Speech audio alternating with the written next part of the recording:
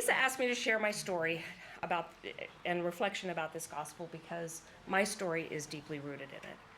This gospel is a core part of our baptismal covenant, to love the Lord our God with all our heart, mind, soul, and strength.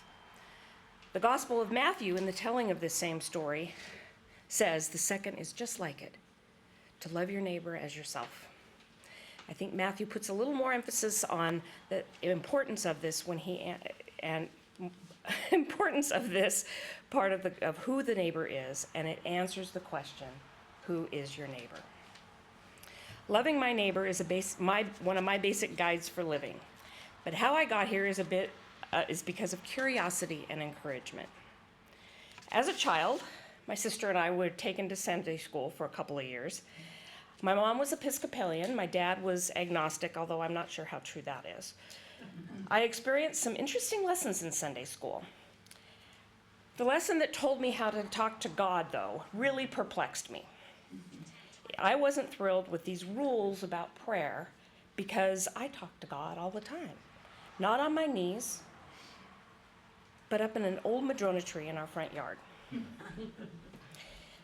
But that Sunday school teacher caused me to get out my mom's old King James Bible out and look for where exactly this teacher got her information about prayer.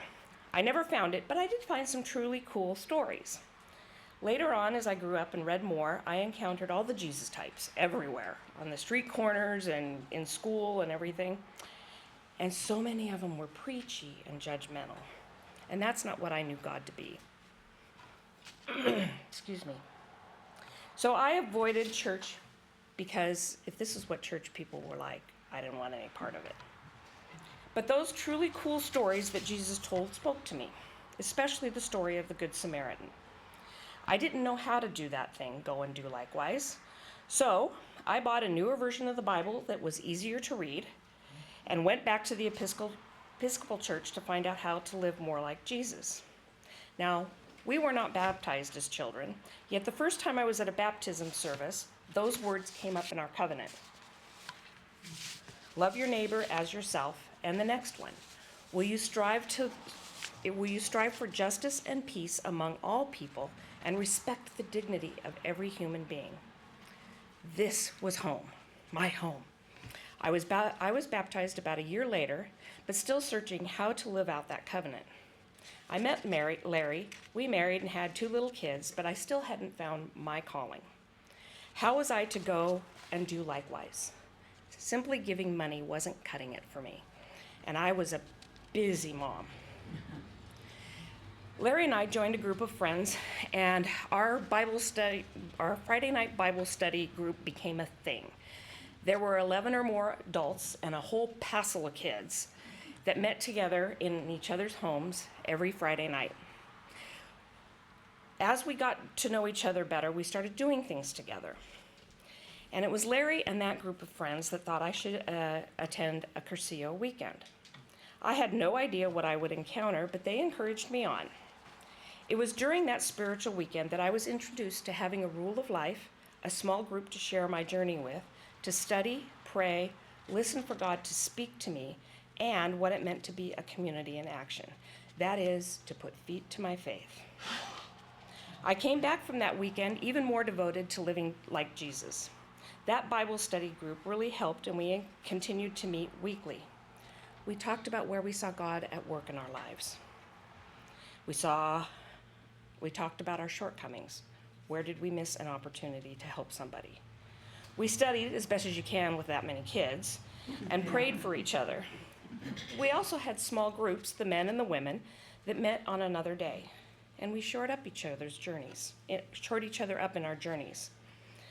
God had been speaking to me, but I wasn't listening very well. There were times when he got my attention, quietly moving my heart, and there were some times when he got out his heavenly 2x4 and made me do it. Once I gave in to those nudges, things started happening. And I spent my time as a Christian ed director, was in an advisor group to our youth pastor, who I think needed some of that Samaritan help with that many teenagers, and more with my Friday night friends right there by my side, and finding examples in my everyday life. The most rewarding things I did were at the local food bank with the kids, helping neighbors we never saw as we packed food. One of the first people that comes to mind when I think about my neighbor is my dad. I mentioned that he was agnostic, but he was a neighbor. Boy, was he a neighbor. Everyone was his neighbor. Everywhere we went, he knew somebody, right? And he was always willing to help anyone. Another was a woman who sat in her wheelchair on the side of a busy road on our regular route to school, and she waved at every single car that went by, every single one. So we started rolling down our windows and waving back, and it thrilled her, and she would wave enthusiastically. It brought us as much joy as it did to her. The kids asked why we did it, sometimes feeling embarrassed when they were teenagers, but one day she was gone. And the next day she was gone, and the next week, and the next month. We had no one to wave at anymore. We missed her a lot. I still think about her all the time. And when I think of her, I can imagine the gratitude shared by the victim on the side of the road, receiving help, and the Good Samaritan providing that help. Later, the kids grew up, went to college, and we had more time to do things together, Larry and I. So for those of you who don't know, Larry is a veterinarian, and we started to looking for ways to serve outside church walls. Our church was good at money, but at the time, not so good at going and doing likewise. They're better now. We did pet food drives for the local food bank and joined an outreach group where Larry, myself, and some of our employees went out into the scariest parts of the unhoused world in Seattle. 6 a.m. on Saturday morning, before those clients went to work. We would provide vaccines and parasite control to keep their pets healthy, but also to help keep them healthy. Those clients, some addicts, some not, were each other's Good Samaritans. They looked out for each other and were sometimes our Good Sam guys when we got into a dangerous situation. When we moved to Snoqualmie Pass, we had to find a new church home and figure out how to continue our outreach work. So after 30 years, we moved on, and St. Clair became our new home. After retiring, I started talking with Patty, our previous priest, how to serve our community better, because that is, after all, in our mission statement. Later, Judy and I started talking, but talking only goes so far. So we took our idea for essentials to the food bank board, knowing that they were receiving the product we now regularly give, but had no place to store it or the capacity to distribute it. So they approved it, and essentials went out to serve our neighbors on a cold February morning in 2020.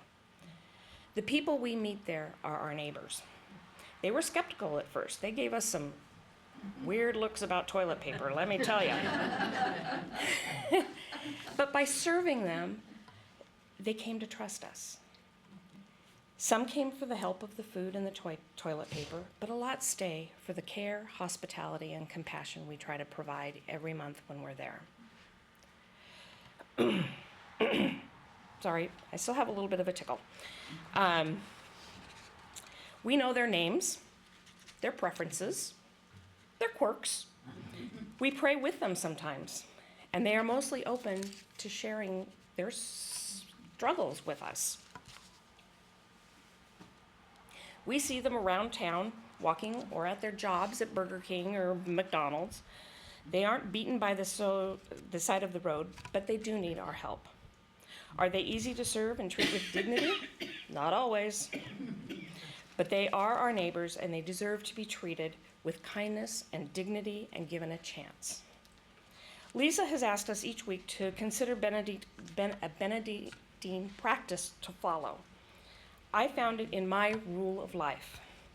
I didn't realize they were Benedictine rules, but my core values in my rule are provision, service, and compassion. Provision tells us to distribute goods without delay so no one lacks the necessities of life. Service guides us to share the labor of feeding the community, and it is compassion that guides us to take care of the sick, and it's not always physical ailments. So, we have a practice each week, and I'm going to ask you, which of those rules speak to you? Can you deeply listen to someone hurting? You see somebody walking down the side of the road. Do you have a bottle of water to give them? Can you go a bit bigger? Volunteer somewhere like a food bank or other charity. Sign up 10 neighbors for the food project or other charity. Work with the kids at Echo Glen. We all have a gift and calling, sometimes not realizing what that is for a long, long time. Whatever thing you do, though, big or small, is life-changing. It says earlier in Luke's Gospel, specifically 6:38, "Give and it will be given to you, a good measure, pressed down, shaken and running over and poured into your lap. For with the measure you use, it will be measured unto you." We don't do what we do to receive accolades, but it does come back to us. When giving others help, joy, and kindness, we receive the same.